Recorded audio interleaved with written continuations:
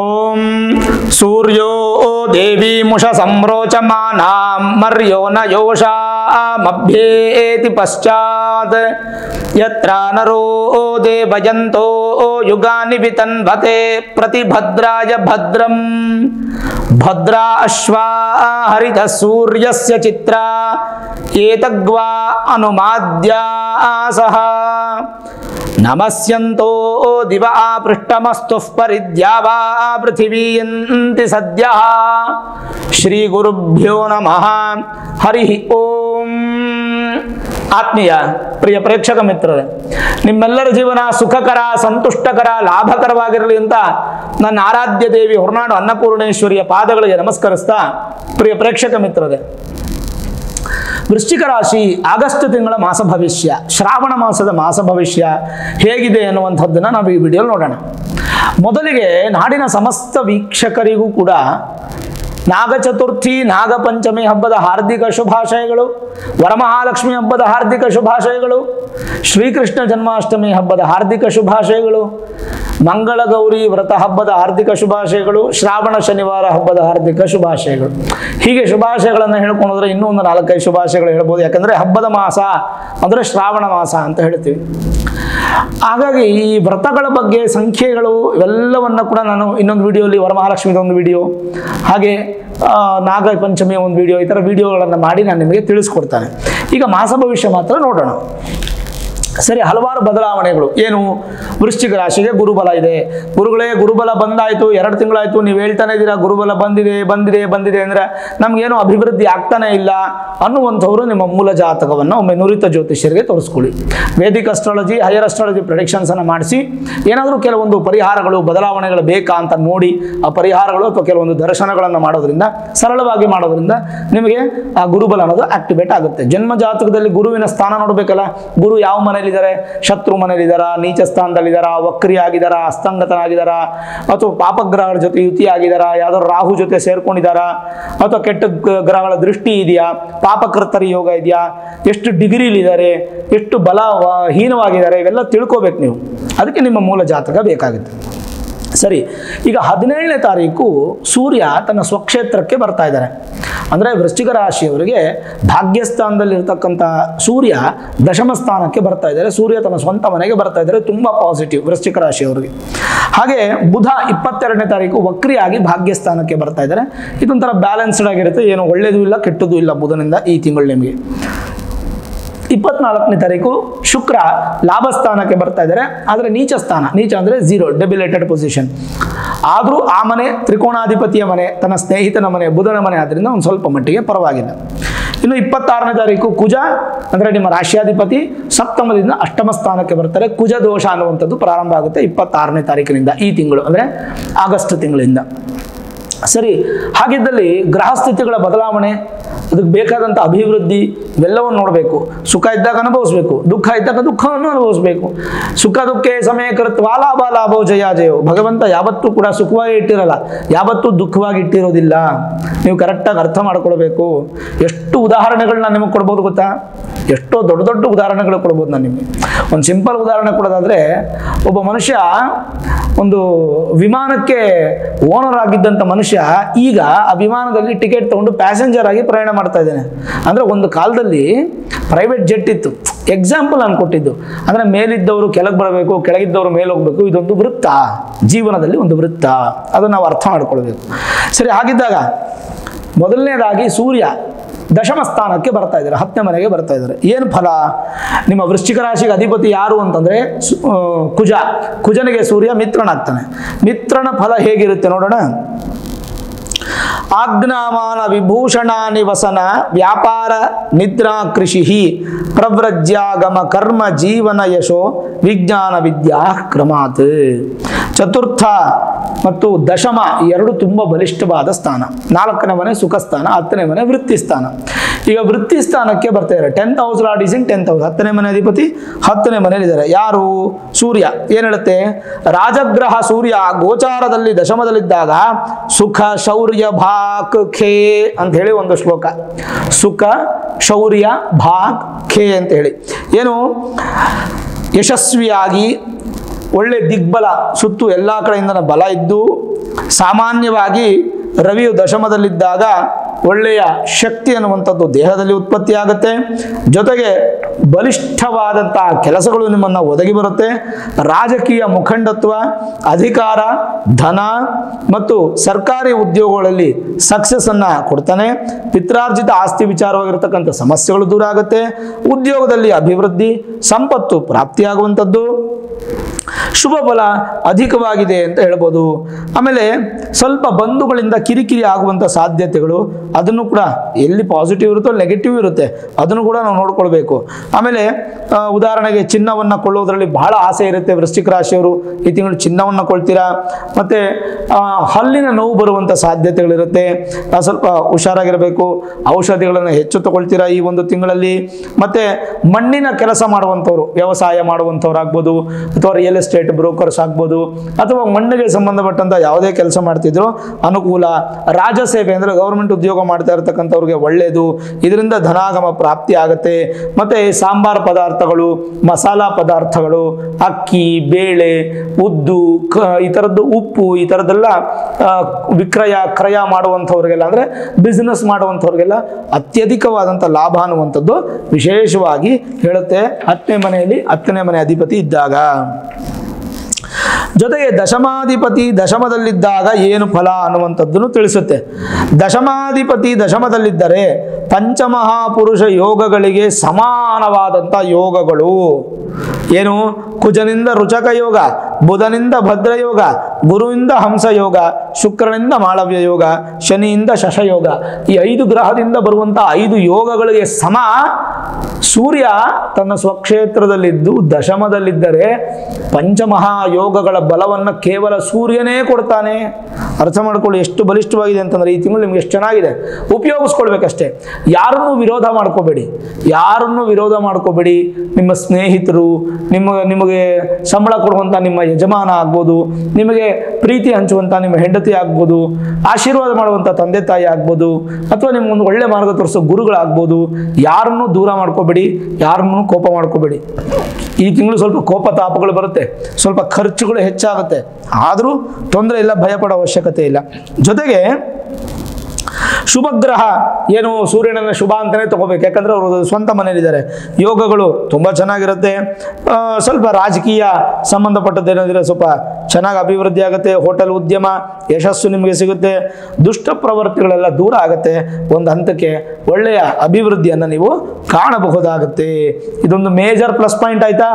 ಸೂರ್ಯ ಚೆನ್ನಾಗಿರೋದ್ರಿಂದ ನಿಮಗೆ ತುಂಬ ಒಳ್ಳೆಯ ಫಲ. ಇನ್ನು ಗುರುಬಲ ಇದೆ, ವೃಶ್ಚಿಕ ರಾಶಿಯವರಿಗೆ ಗುರುಬಲ ಇದ್ದೇ ಇದೆ. ಅದ್ರ ಬಗ್ಗೆ ಏನು ತಲೆ ಕೆಡಿಸ್ಕೊಳ್ಳೋ ಅವಶ್ಯಕತೆ ಇಲ್ಲ. ಯಾಕೆಂದರೆ ಗುರು ನಿಮ್ಗೆ ಎಲ್ಲಿದ್ದಾರೆ? ಸಪ್ತಮದಲ್ಲಿದ್ದಾರೆ. ನಾನು ಅದ್ರ ಬಗ್ಗೆ ಎಲ್ಲ ಬಹಳ ಹೇಳಿದ್ದೆ. ಸಪ್ತಮ ಏನು ಹೇಳುತ್ತೆ? ವಿವಾಹ ಮದನ ಲೋಕಭಾರ್ಯ ಭರ್ತ್ಯ ಸಮಾಗಮ ಶಯ್ಯಾ ಸ್ತ್ರೀ ಸನ್ ಪದ್ಮಾಷ್ಟಾರ್ಥ ಮೈಥುನಾನ್ಯಪಿ ಸಪ್ತಮ ಅಂತ ಶ್ಲೋಕ ಹೇಳಿ ಅದ್ರ ಬಗ್ಗೆ ನಿಮ್ಗೆ ತಿಳಿಸಿದ್ದೆ ನಾನು ವೃಶ್ಚಿಕ ರಾಶಿಯವರಿಗೆ. ಆದರೂ ಇನ್ನೊಮ್ಮೆ ತಿಳಿಸ್ತೀನಿ. ವೃಶ್ಚಿಕ ರಾಶಿಯವರಿಗೆ ಧನ, ಮಾತು, ವಿದ್ಯೆ, ಕುಟುಂಬ ಹಾಗೂ ಪೂರ್ವ ಪುಣ್ಯ, ಪುತ್ರ, ಸಂತಾನ, ಆಸ್ತಿ ಈ 8ಕ್ಕೂ ಅಧಿಪತಿ ಯಾರಪ್ಪ ವೃಶ್ಚಿಕ ರಾಶಿಯವರಿಗೆ ಅಂದರೆ ಗುರುನೇ. ಈ 8ರಲ್ಲಿ ನಿಮ್ಗೆ ಯಾವ್ದು ಕೊಟ್ಟಿದ್ರು ಅದು ಗುರುನೇ ಕೊಡಬೇಕು, ಇನ್ಯಾರೋ ಕೊಡಕ್ಕೆ ಬರಲ್ಲ. ಹಾಗಾದ್ರೆ ಎಲ್ಲಿದ್ದಾರೆ ಗುರು? 7ನೇ ಮನೆಯಲ್ಲಿದ್ದಾರೆ. ವೃಶ್ಚಿಕ ರಾಶಿಗೆ ನೇರ ದೃಷ್ಟಿ. ಮನೆಯಲ್ಲಿ ಶುಭ ಕಾರ್ಯಗಳು, ವಿವಾಹ ಆಗದೆ ಇದ್ದಂಥವ್ರಿಗೆ ವಿವಾಹ ಇತ್ಯಾದಿ ಅಭಿವೃದ್ಧಿಗಳು ಎಲ್ಲವನ್ನ ಕಾಣಬಹುದು. ಏನೇನು ಹೇಳುತ್ತೆ? ಗುರು ಸಪ್ತಮದಲ್ಲಿದ್ದಾಗ ಸಿಂಪಲ್ ಆಗಿ ಹೇಳುತ್ತೆ, ಉತ್ತಮ ಕುಲದ ಸ್ತ್ರೀ ಅಥವಾ ಉತ್ತಮ ಕುಲದ ಪುರುಷ ಲಾಭ. ಅಂದರೆ ಗಂಡು ಮದುವೆ ಆಗ್ತಿದ್ರೆ ಒಳ್ಳೆ ಸಾತ್ವಿಕವಾದಂಥ ಸೌಂದರ್ಯ ಜೊತೆಗೆ ಅಭಿವೃದ್ಧಿ ಆಗುತ್ತೆ. ಸಂತಾನ ಲಾಭ, ಪುತ್ರ ಲಾಭ, ಸಂಪತ್ತು ಹೆಚ್ಚು ಪ್ರಾಪ್ತಿ ಆಗುತ್ತೆ. ಸಾತ್ವಿಕ ಗುಣವನ್ನು ಹೊಂದುತ್ತೀರಾ, ತೀರ್ಥಯಾತ್ರೆಗಳು ಮಾಡ್ತೀರಾ. ಮತ್ತೆ ಬುದ್ಧಿ ಅಭಿವೃದ್ಧಿಯಾಗಿ ರಾಜ ವೈಭವ ಫಲವನ್ನು ಹೇಳಲ್ಪಟ್ಟಿದೆ. ವಿವಾಹ ನಂತರವೂ ಕೂಡ ಹೆಣ್ಣಿಂದ ಅಥವಾ ಗಂಡಿಂದ ಧನಲಾಭ ಪ್ರಾಪ್ತಿ. ಹೆಣ್ಣಿಗೆ ಗಂಡಿಂದ, ಗಂಡಿಗೆ ಹೆಣ್ಣಿಂದ ಧನಲಾಭ ಪ್ರಾಪ್ತಿ. ಓವರಾಲ್ ನೋಡಿದಾಗ ಎಷ್ಟು ಚೆನ್ನಾಗಿದೆಯಲ್ಲ, ಒಂಥರ ಖುಷಿ ಆಗುತ್ತೆ ಹೇಳೋದಕ್ಕೆ. ಈ ಥರ ಗ್ರಹಸ್ಥಿತಿಗಳ ಅನುಸಾರದಲ್ಲಿ ಬದಲಾವಣೆ. ಗುರು ಚೆನ್ನಾಗಿದೆ ವೃಶ್ಚಿಕ ರಾಶಿಯವರಿಗೆ, ಸೂರ್ಯನು ಚೆನ್ನಾಗಿದ್ದಾನೆ. ಇನ್ನು ಶನಿನ ಅರ್ಧಾಷ್ಟಮ ನಡೀತಾ ಇದೆ. ಆದರೂ ಶನಿ ಸ್ವಕ್ಷೇತ್ರದಲ್ಲಿ ಶಶಮಹಾಪುರುಷ ಯೋಗದಲ್ಲಿರೋದ್ರಿಂದ ಏನು ಭಯ ಪಡೋ ಅವಶ್ಯಕತೆ ಅಂತಲ್ಲ. ಅರ್ಧಾಷ್ಟಮ ಇರೋದ್ರಿಂದ ನೀವೇನು ಮಾಡಬೇಕು, ಸಿಂಪಲ್ ಆಗಿ ಶನೀಶ್ವರನಿಗೆ ಅಥವಾ ಶಿವನಿಗೆ ಒಂದು ತಿಂಗಳಿಗೊಮ್ಮೆ ತೈಲಾಭಿಷೇಕ, ದರ್ಶನ ಇತ್ಯಾದಿಗಳು ಮಾಡೋದ್ರಿಂದ ಒಳ್ಳೆ ಫಲ ಸಿಗುತ್ತೆ. ಶನಿ ಗುರು ಸೂರ್ಯ ಆಯಿತು. ಇನ್ನು ನಿಮ್ಮ ರಾಶಿಯಾಧಿಪತಿ ತಗೊಳ್ಳಿ. ರಾಶಿಯಾಧಿಪತಿ 26ನೇ ತಾರೀಕು ಅಂದರೆ ಈ ತಿಂಗಳು ಕೊನೆವರೆಗೂ ಅನ್ಕೊಳ್ಳಿ, 4 ದಿನ ಇರುತ್ತೆ. 26ನೇ ತಾರೀಕುವರೆಗೂ ಗುರುಮಂಗಲ ಯೋಗದಲ್ಲೇ ಇರ್ತಾರೆ. ಪ್ರಯತ್ನ ಪಟ್ಟರೆ ನಿಮಗೆ ಮನೆ ಕಟ್ಟುವಂಥ ಯೋಗ ಅಥವಾ ಭೂಮಿ ತಗೊಳ್ಳುವಂಥ ಯೋಗ ಅಥವಾ ಸ್ಥಾನ ಪಲ್ಲಟ, ಒಂದು ಮನೆಯಿಂದ ಒಂದು ಮನೆಗೆ ಬದಲಾವಣೆ ಆಗುವಂಥ ಯೋಗ, ಈ ಥರದ್ದು ಏನಾದರೂ ಒಂದು ಯೋಗಗಳನ್ನು ನಾವು ಕಾಣ್ಬೋದು. ಗುರುಮಂಗಲ ಯೋಗ ಇದ್ದಾಗ ಒಳ್ಳೆ ಅಭೀಷ್ಟ ಸಿದ್ಧಿ ಆಗುತ್ತೆ. ಆಮೇಲೆ ನೀವೆಲ್ಲರನ್ನೂ ನಮ್ಮವರು ಅಂತ ಹಚ್ಕೊಳ್ಳೋರು ಜಾಸ್ತಿ ವೃಶ್ಚಿಕ ರಾಶಿಯವರು ಈ ತಿಂಗಳು. ಅಂದರೆ ಈ ತಿಂಗಳೇ ಅಂತಲ್ಲ, ಸಾಧಾರಣ ನಿಮ್ಮ ಸ್ವಭಾವನೇ ಇದು. ಯಾರ ಮೇಲೂ ಬೇಸರ ಪಟ್ಕೊಳ್ಳೋದಿಲ್ಲ, ಎಲ್ಲರೂ ನಮ್ಮವರೇ, ಎಲ್ಲರೂ ನಮ್ಗೆ ಬೇಕು ಅನ್ನುವಂಥ ರೀತಿ. ಆಮೇಲೆ ನಿಮ್ಮದೇ ಕೆಲಸ ಆಗದಿದ್ರು ಕೂಡ ಬೇರೆಯವ್ರಿಗೆ ಸಹಾಯ ಮಾಡುವಂಥದ್ದು, ಇದೆಲ್ಲ ಹೆಚ್ಚು ನಿಮಗೆ ಆಗುವಂಥದ್ದು. 26ನೇ ತಾರೀಕುವರೆಗೂ ಗುರುಮಂಗಲ ಯೋಗ ಇರುತ್ತೆ. ಅದಾದ್ಮೇಲೆ ನಿಮಗೆ ಕುಜ ಏನಾಗ್ತಾನೆ, 8ನೇ ಮನೆಗೆ ಬರ್ತಾನೆ. ಸ್ವಲ್ಪ ನೆಗೆಟಿವ್ ಇದೆ, ಸ್ವಲ್ಪ ಹುಷಾರಾಗಿರ್ಬೇಕು. 26ನೇ ತಾರೀಕು ಆದ್ಮೇಲೆ 4 ದಿನ ಹುಷಾರಾಗಿರಿ. ಅದಾದ್ಮೇಲೆ ಸೆಪ್ಟೆಂಬರ್ ತಿಂಗಳು ಮಾಸ ಭವಿಷ್ಯ ಮಾಡ್ತೀನಲ್ಲ, ಅವಾಗ ನಾನು ನಿಮಗೆ ಪರಿಹಾರವನ್ನು ಕುಜನಿಗೆ ಹೇಳ್ತೇನೆ. ಸ್ವಲ್ಪ ಶರೀರ ಬಳಲುತ್ತೆ, ಸ್ವಲ್ಪ ಸುಸ್ತಾಗುತ್ತೆ. ಹಾಗೆ 7ನೇ ಮನೆ ಸ್ವಲ್ಪ ಗುರು ಚೆನ್ನಾಗಿರೋದ್ರಿಂದ ಏನು ಚಿಂತೆ ಇಲ್ಲ. ಷಷ್ಠಾಧಿಪತಿನೂ ಕುಜನೇ ಆದ್ದರಿಂದ ಸ್ವಲ್ಪ ಮಟ್ಟಿಗೆ ಆರೋಗ್ಯದ ಕಡೆ ಹೆಚ್ಚು ಗಮನ ಕೊಡಿ. ಹೆಚ್ಚು ಖಾರ ತಿನ್ನಬೇಡಿ. ಆಮೇಲೆ ಮೇಲಾಗಿ 6ನೇ ಮನೆಯ ಶತ್ರುಗಳು ಅಂತೀವಿ, ಯಾರನ್ನೂ ಶತ್ರುಗಳು ಉತ್ಪತ್ತಿ ಮಾಡ್ಕೋಬೇಡಿ. ಮತ್ತು ಋಣ ಸಾಲ ಮಾಡ್ಕೊಳ್ಳೋಕೆ ಹೋಗ್ಬೇಡಿ. ಎಷ್ಟಿದೆಯೋ ಅಷ್ಟಕ್ಕೆ ಕಾಲು ಚಾಚಿ. ಹಾಸಿಗೆನೂ ಜಾಸ್ತಿ ಮಾಡ್ಕೋಬೇಡಿ, ಹಾಸಿಗೆಗಿಂತ ಹೆಚ್ಚು ಕಾಲನ್ನು ಇಟ್ಕೊಂಬೇಡಿ. ಸಾಲ ಮಾಡ್ಕೊಳ್ಳೋದು ಬೇಡ, ಅದೊಂದು ಬಹಳ ಮುಖ್ಯವಾಗಿ ಹೇಳ್ತೀನಿ. ಆಮೇಲೆ ಶುಕ್ರ ಲಾಭಸ್ಥಾನಕ್ಕೆ ಬರ್ತಾರೆ. ಅವರು ಸಪ್ತಮ ಮತ್ತು ದ್ವಾದಶಾಧಿಪತಿ ಲಾಭಸ್ಥಾನಕ್ಕೆ ಬಂದರೂ ಕೂಡ ನಿಮಗೇನು ಹೆಚ್ಚು ನೆಗೆಟಿವ್ ಏನಿರಲ್ಲ. ಶುಕ್ರನಿಂದಾಗಲಿ ಬುಧ ಭಾಗ್ಯಕ್ಕೆ ಬರ್ತಾನೆ, ಬುಧನಿಂದನೂ ಹೆಚ್ಚು ನೆಗೆಟಿವ್ ಇಲ್ಲ. ಇದೆಲ್ಲ ಬರೋದು 20ನೇ ತಾರೀಕು ಮೇಲೆ, ಅರ್ಧ ಮುಕ್ಕಾಲು ತಿಂಗಳು ಆಗೋಗಿರುತ್ತೆ. ಹಾಗಾಗಿ ಏನು ಚಿಂತೆ ಮಾಡೋ ಅವಶ್ಯಕತೆ ಇಲ್ಲ. ವೃಶ್ಚಿಕ ರಾಶಿಯವರು ಒಂದಂತಕ್ಕೆ ಚೆನ್ನಾಗೇ ಇದೆ. ಅಂದರೆ ಭಯ ಪಡುವಂಥ ರೀತಿಯಲ್ಲಿ ಯಾವುದೇ ಸಮಸ್ಯೆಗಳು ಕಾಣ್ತಾ ಇಲ್ಲ. ಒಂದೇನಪ್ಪ ಅಂದರೆ ಆರೋಗ್ಯ ಸ್ವಲ್ಪ ಚೆನ್ನಾಗಿ ನೋಡ್ಕೊಳ್ಳಿ, ಜಾಗರೂಕರಾಗಿರಿ. ಮೋಸ ಹೋಗುವಂಥ ಸಾಧ್ಯತೆಗಳು ಹೆಚ್ಚಾಗಿರುತ್ತೆ. ವಾಹನ ಓಡಿಸ್ಬೇಕಾದ್ರೆ ಸ್ವಲ್ಪ ಹುಷಾರಾಗಿರಿ. ಅದರಲ್ಲೊಂದು ಸ್ವಲ್ಪ ಸಣ್ಣ ಪುಟ್ಟ ತೊಂದರೆಗಳಾಗುವಂಥದ್ದು, ಮನಸ್ಸಿಗೆ ಬೇಜಾರಾಗುವಂಥದ್ದು ಮಾತ್ರನೇ ಹೆಚ್ಚು ನಡೆಯುತ್ತೆ ಹೊರತು ವೃಶ್ಚಿಕ ರಾಶಿಯವರಿಗೆ ತಿಂಗಳು ಬೇರೆದೇನಿಲ್ಲ. ಅಧಿಕವಾದಂಥ ಧನಲಾಭ ಏನೋ ಹೆಚ್ಚು ಕಾಣ್ತಾ ಇಲ್ಲ. ಇರೋದ್ರಲ್ಲಿ ನಿಮ್ಮ ಕಷ್ಟಾರ್ಜಿತ ಫಲಗಳು ನಿಮಗೆ ಸಿಕ್ಕುತ್ತೆ. ಏನೋ ಒಂದು ಅದ್ಭುತವಾದಂಥ ಫಲ ಸಿಕ್ಬಿಡುತ್ತೆ. ಏನೋ ಒಂದು ನಾನು ಲಾಟ್ರಿ ತೊಗೊಂಡ್ಬಿಡ್ತೀನಿ, ಲಾಟ್ರಿ ಟಿಕೆಟ್ ಬಂದ್ಬಿಡುತ್ತೆ, ಕುದುರೆ ಜೂಜಾಡ್ಬಿಡ್ತೀನಿ, ಕುದುರೆ ಸವಾರಿ ಕಟ್ತೀನಿ ಅಂತಂದ್ರೆ ಅವೆಲ್ಲ ಯಾವುದು ನಿಮಗೆ ಫಲ ಸಿಗೋದಿಲ್ಲ. ವೃಶ್ಚಿಕ ರಾಶಿಯವರಿಗೆ ಆ ವಿಚಾರದಲ್ಲಿ ಸ್ವಲ್ಪ ಹುಷಾರಾಗಿರಬೇಕು. ಸಾಧ್ಯವಾದಷ್ಟು ಗಣಪತಿ ಆರಾಧನೆ ಮಾಡುವಂಥದ್ದು, ಗಣಪತಿ ಸ್ತೋತ್ರ, ಗಣೇಶ ಸೂಕ್ತಮ್ ಅಂತ ಹೇಳಿ ನಿಮಗೆ ಯೂಟ್ಯೂಬಲ್ಲಿ ಸಿಗುತ್ತೆ. ಅದನ್ನು ಟೈಪ್ ಮಾಡಿದ್ರೆ ನಿಮಗೆ ಸಿಗುತ್ತೆ. ಒಂದು 4 ನಿಮಿಷ ಮಂತ್ರ ದಿನ ಅದನ್ನು ಕೇಳುವಂಥದ್ದು, ಅಥವಾ ಗಣೇಶ ಪಂಚರತ್ನವನ್ನು ಹೇಳುವಂಥದ್ದು, ಅಥವಾ ಗಣೇಶ ಸ್ತುತಿಯನ್ನು ಹೇಳುವಂಥದ್ದು, ಗಣೇಶ ಅಷ್ಟಕಮನ್ನು ಹೇಳುವಂಥದ್ದು, ಗಣಪತಿಗೆ ಸಂಬಂಧಪಟ್ಟಂಥದ್ದು ಯಾವುದಾದ್ರೂ ಒಂದು ಪೂಜೆ ಮಾಡುವಂಥದ್ದು. ಜೊತೆಗೆ ಸಂಕಷ್ಟರ ಚತುರ್ಥಿಗೆ ಈ ಸಲ ವಿಶೇಷವಾಗಿ ಗಣಪತಿಗೆ ಒಂದು ಉಪವಾಸ ಇದ್ದು ಆ ಸ್ವಾಮಿನ ದರ್ಶನ ಮಾಡಿ ಏನಾದರೂ ಕಡಲೆ ಉಸ್ಲಿಯನ್ನು ನೈವೇದ್ಯ ಮಾಡಿಸಿ ಒಂದು ಹಣ್ಣು ಕಾಯಿಯನ್ನು ಮಾಡಿಸಿ ದೇವರನ್ನು ಪ್ರಾರ್ಥನೆ ಮಾಡ್ಕೊಳ್ಳುವಂಥದ್ದು ಗಣಪತಿನ ಒಳ್ಳೆಯದು. ಜನರಲೈಸ್ ಆಗಿ ನೋಡೋದಾದರೆ ನಿಮ್ಮ ಬುದ್ಧಿಶಕ್ತಿಯಿಂದ ವಿಶ್ವವನ್ನು ಗೆಲ್ಲುವಂಥ ಸಾಮರ್ಥ್ಯ ನಿಮಗಿರುತ್ತೆ. ಹೆಚ್ಚು ಆಕರ್ಷಣೆಗೆ ಒಳಗಾಗ್ತೀರಾ. ಹೊಸ ಕೆಲಸದ ಜವಾಬ್ದಾರಿ ನಿಮಗೆ ಸಿಗುವ ಸಾಧ್ಯತೆಗಳಿದೆ.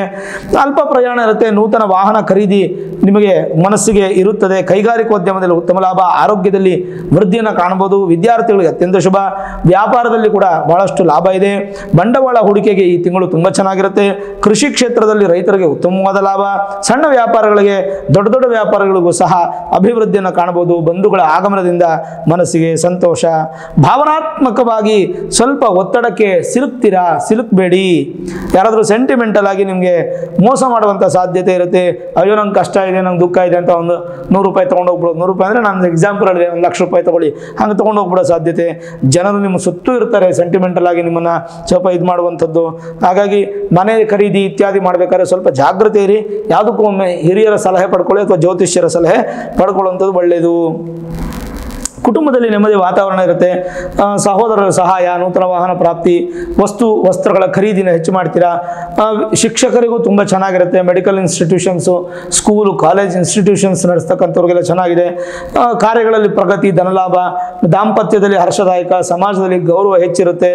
ರಾಜಕೀಯ ವ್ಯಕ್ತಿಗಳಿಗೆ ಸ್ವಲ್ಪ ಜಯಪ್ರಾಪ್ತಿ ಇದೆ. ದೂರ ಪ್ರಯಾಣ ಸಾಧ್ಯತೆ, ದೇವಾಲಯ ದರ್ಶನ, ಕುಟುಂಬ ಸಮೇತವಾಗಿ ಹೋಗಿ ಬರ್ತೀರಾ. ನೆಮ್ಮದಿಯ ವಾತಾವರಣ ಸಿಗುವಂಥದ್ದು.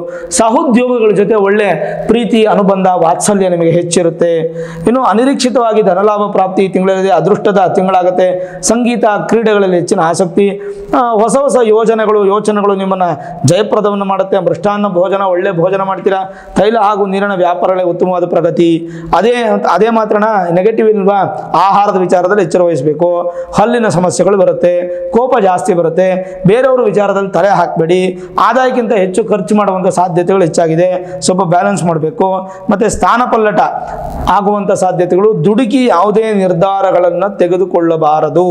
ಪಾಲುದಾರಿಕೆಯಲ್ಲಿ ಸಣ್ಣ ಪುಟ್ಟ ವ್ಯಾಜ್ಯಗಳು ಬರ್ಬೋದು. ಭೂ ವ್ಯಾಪಾರ, ರಿಯಲ್ ಎಸ್ಟೇಟ್ ಬಿಸ್ನೆಸ್ ಮಾಡೋರ್ಗೂ ಕೂಡ ಸಣ್ಣ ಪುಟ್ಟ ವ್ಯಾಜ್ಯ ಬರುವುದೆಲ್ಲ ಬ್ಯಾಲೆನ್ಸ್ ಮಾಡಬೇಕು. ಮನರಂಜನಾ ಕಾರ್ಯಕ್ರಮಗಳಲ್ಲಿ ಕುಟುಂಬ ಸಮೇತವಾಗಿ ಭಾಗವಹಿಸುವಂಥ ಸಾಧ್ಯತೆ. ಸಂತಸದ ತಿಂಗಳು, ಹಿರಿಯರ ಆಶೀರ್ವಾದ ಇವೆಲ್ಲವೂ ಸಿಗುತ್ತೆ. ಓವರಾಲ್ ನೋಡಿದಾಗ ವಿದ್ಯಾರ್ಥಿಗಳಿಗಾಗಲಿ, ಉದ್ಯೋಗ ಮಾಡೋರಿಗಾಗಲಿ ಬದಲಾವಣೆಗಳು ಸಣ್ಣ ಪುಟ್ಟ ಇರುತ್ತೆ. ವ್ಯಾಪಾರದಲ್ಲಿ ಅಭಿವೃದ್ಧಿ, ಆರೋಗ್ಯದಲ್ಲಿ ಕೂಡ ನಿಯಮಿತವಾಗಿ ಅನುಕೂಲ ಇದೆ. ಗಣಪತಿ ಆರಾಧನೆ ಮಾಡುವಂಥದ್ದು, ಗಣೇಶನಿಗೆ ಸ್ಮರಣೆ ಮಾಡುವಂಥದ್ದು, ದರ್ಶನ ಮಾಡುವಂಥದ್ದು, ಸ್ಪರ್ಶ ಮಾಡುವಂಥದ್ದು, ಗಣೇಶನ ಸಂಬಂಧಪಟ್ಟಂಥ ಸ್ತೋತ್ರ ಸ್ತುತಿ ಮಂತ್ರಗಳನ್ನು ಹೇಳುವಂಥದ್ದು ಇವೆಲ್ಲವೂ ಕೂಡ ನಿಮಗೆ ಉತ್ತಮವಾದ ಪರಿಹಾರ ವೃಶ್ಚಿಕ ರಾಶಿಯವರಿಗೆ. ಅದು ಬಿಟ್ಟರೆ ಇನ್ನೇನು ಅವಶ್ಯಕತೆ ಹೆಚ್ಚು ಕಾಣ್ತಾ ಇಲ್ಲ. ನನಗೆ ಅಭಿವೃದ್ಧಿ ಆಗ್ತಾ ಇಲ್ಲ, ಪಾಸಿಟಿವ್ ಇಲ್ಲ ಅಂತಂದರೆ ಖಂಡಿತವಾಗ್ಲೂ ನೀವು ನಿಮ್ಮ ಮೂಲ ಜಾತಕವನ್ನು ಒಮ್ಮೆ ನುರಿತ ಜ್ಯೋತಿಷ್ಯರಿಗೆ ತೋರಿಸ್ಕೊಂಡು ವೇದಿಕ್ ಅಸ್ಟ್ರಾಲಜಿ, ಹೈಯರ್ ಅಸ್ಟ್ರಾಲಜಿ ಪ್ರೊಡಿಕ್ಷನ್ಸನ್ನು ಮಾಡಿಸಿ ಬೇಕಾದ ಸುಲಭ ಪರಿಹಾರಗಳು ಮಾಡ್ಕೊಳ್ಳಿ. ಖಂಡಿತವಾಗ್ಲೂ ಭಗವಂತ ನಿಮ್ಮನ್ನು ಮೆಚ್ಚುತ್ತಾನೆ. ನಿಮ್ಮ ಜಾತಕದಲ್ಲಿರ್ತಕ್ಕಂಥ ಯೋಗ ನೀವು ಅನುಭವಿಸೋದಕ್ಕೆ ಒಂದು ದಾರಿ ಮಾಡಿಕೊಡ್ತಾನೆ. ಆ ದಾರಿಗೋಸ್ಕರ ನೀವು ನಿಮ್ಮ ಜಾತಕವನ್ನು ತೋರಿಸ್ಕೊಳ್ಳಿ. ಈ ವಿಡಿಯೋ ಇಷ್ಟ ಆಗಿದ್ರೆ ಲೈಕ್ ಮಾಡಿ, ಶೇರ್ ಮಾಡಿ, ಮುಖ್ಯವಾಗಿ ನಮ್ಮ ಚಾನೆಲ್ಗೆ ಸಬ್ಸ್ಕ್ರೈಬ್ ಮಾಡಿ, ಬೆಲ್ ಐಕಾನನ್ನು ಪ್ರೆಸ್ ಮಾಡಿ. ಪ್ರತಿನಿತ್ಯ ನಾನು ಪೂಜೆ ಮಾಡುವಂತಹ ನನ್ನ ಆರಾಧ್ಯ ದೇವಿ ಹೊರನಾಡು ಅನ್ನಪೂರ್ಣೇಶ್ವರಿ ಆಶೀರ್ವಾದ ಅನುಗ್ರಹ ಸದಾಕಾಲ ಮತ್ತೊಮ್ಮೆ ನಿಮ್ಗೆ ಸಿಗಲಿ ಅಂತ ಪ್ರಾರ್ಥನೆ ಮಾಡ್ತಾ, ಸರ್ವೇ ಜನಾಃ ಸುಖಿನೋ ಭವಂತು, ಸಮಸ್ತ ಸನ್ಮಂಗಳಾನಿ ಭವಂತು.